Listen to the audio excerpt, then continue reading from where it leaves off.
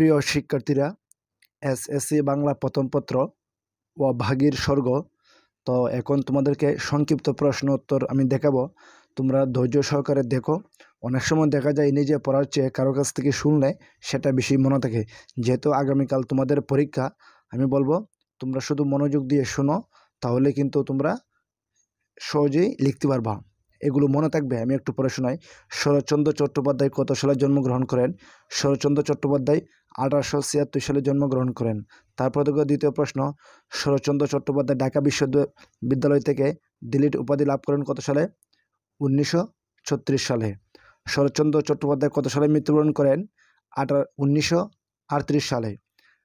ঠাকুরদাস মুখুজ্জের বর্ষীয়সী স্ত্রী কই দিনের জ্বরে মারা গেলেন? 7 দিনের জ্বরে মারা গেলেন। আমি শুধু মূল বিষয়গুলো পড়তেছি। ঠাকুরদাস মুখুজ্জের কয় ছেলে? 4 ছেলে ছিল। তারপর দেখো, অভাগী স্বর্গ গল্পে বর্ণিত শ্মশান কোন নদীর তীরে অবস্থিত? অভাগী স্বর্গ গল্পে বর্ণিত শ্মশান গড়বড় নদীর তীরে অবস্থিত। কাঙ্গালির বয়স কত? কাঙ্গালির বয়স 15 বছর। কাঙ্গালি মায়ের নাম কি? কাঙ্গালি মায়ের নাম অভাগী। দেখো, এগুলো কিন্তু একদম সহজ লাগে, কিন্তু পরীক্ষায় যখন আসবে হয়তোবা তোমার কাছে তখন কঠিন লাগতে পারে। তো তোমরা এখন মনোযোগ দিয়ে শোনো, তাহলে কিন্তু তোমরা সহজেই এগুলো পরীক্ষা লিখতে পারবা। তারপর দেখো, অভাগীর স্বামীর নাম কি?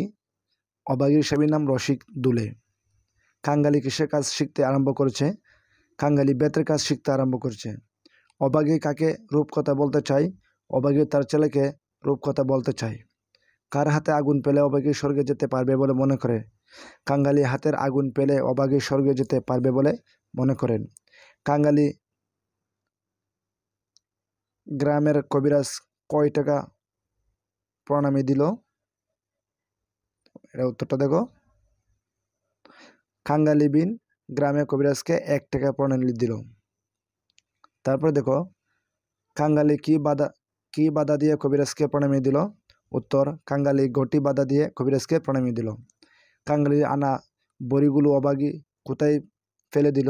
কাঙ্গালির আনা বড়িগুলো অভাগী চুলায় ফেলে দিল। গ্রামে কে নারী দেখতে জানত? গ্রামে ঈশ্বরনাপিত নারী দেখতে জানত।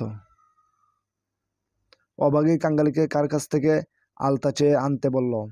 অভাগী কাঙ্গালিকে নাপতে বদির কাছ থেকে আলতা চেয়ে আনতে বলল। অভাগী কার পায়ের ধুলো নিতে চায়? অভাগী রসিক দুলের পায়ের ধুলো নিতে চায়। রসিক কি গাছ কাটতে যায়? রসিক বেল গাছ কাটতে যায়। অভাগী স্বর্গের গল্পে গ্রামের স্থানীয় কাছারির কর্তা কে?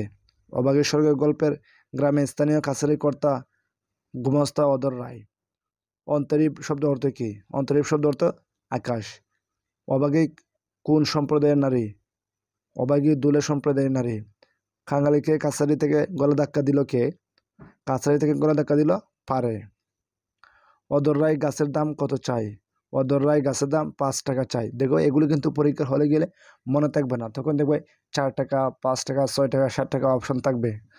তো অদর রায় গাছের দাম 5 টাকা চাই। অভাগী স্বর্গ গল্পে বর্ণিত বেলগাছটি কার হাতের পোঁতা? অভাগী স্বর্গের গল্পে বর্ণিত বেলগাছটি অভাগীর হাতে পোঁতা। তো আশা করি তোমরা অভাগী স্বর্গের 25টি সংক্ষিপ্ত প্রশ্ন উত্তর শিখেছ। ভিডিওটা ভালো লাগলে অবশ্যই চ্যানেলটা সাবস্ক্রাইব করে দেবা। ধন্যবাদ সবাইকে।